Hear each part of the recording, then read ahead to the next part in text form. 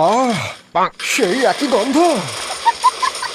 পচা, এই বিড়ির প্যাকেটটা তোকে কে দিয়েছে? একটা বিড়িখোর বুড়ি। বিড়িখোর বুড়ি? তার মানে আমার মা? এটা এটা মায়ের হাতের তৈরি বিড়ি? একই বিড়ি অন্যজনও তৈরি করতে পারে।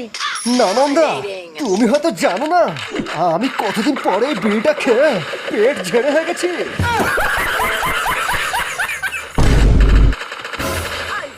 মা,